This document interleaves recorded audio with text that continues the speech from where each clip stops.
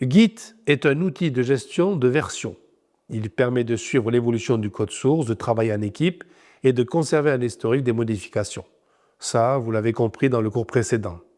Il est devenu un standard incontournable en développement logiciel. Donc ici, nous allons revoir comment installer et bien sûr le configurer, mais surtout comprendre son fonctionnement de base et explorer ses commandes importantes.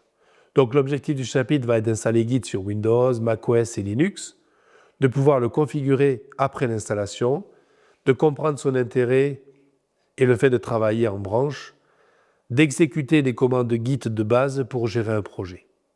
Rappel de ce qu'est Git et pourquoi l'utiliser. Donc, Git est un système de gestion de version décentralisé qui permet de travailler sur un projet sans avoir à écraser les modifications des autres contributeurs ou des développeurs de votre équipe. Il y a plusieurs avantages. Vous pouvez suivre les modifications. Vous avez une collaboration plus efficace. Il y a le branchement et la fusion qui vont vous permettre de tester les fonctionnalités sans impacter la version principale. Et comme on l'a aussi déjà dit, la rétroconformité, qui est la possibilité de revenir à une version précédente en cas d'erreur. Revoyons brièvement comment installer Git.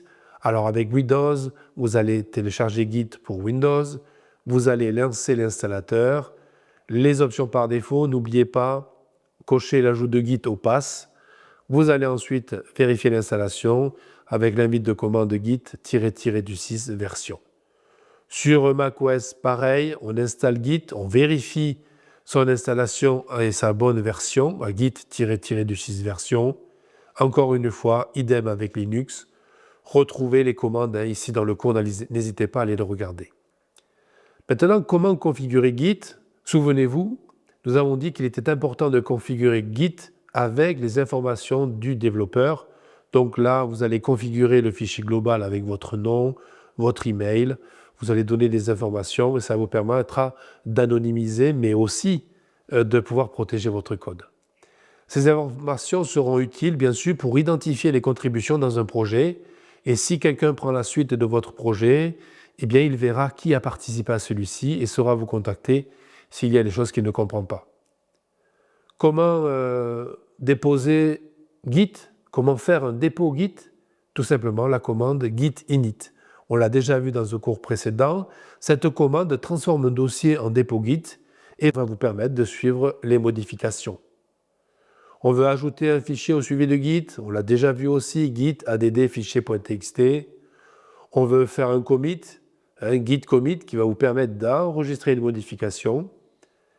On veut vérifier l'état des fichiers, un git status. On veut voir les modifications, un git log. On veut créer une branche, git branche, nouvelle fonctionnalité.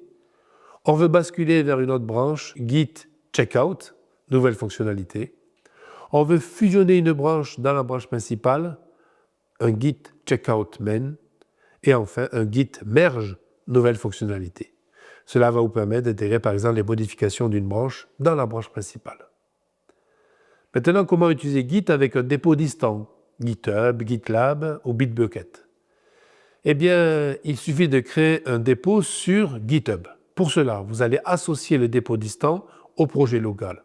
Bien sûr, avant tout, il faut que vous ayez créé un compte sur GitHub afin de pouvoir l'associer. C'est gratuit. Revoyez les commandes ici dans le cours qui sont proposées. Vous voulez envoyer votre dépôt et votre projet sur un dépôt distant, git push, vous verrez, cette commande est souvent utilisée. Vous allez envoyer votre code sur le serveur distant. Vous voulez cloner un projet depuis cette fois le projet distant, eh bien, on va utiliser git clone.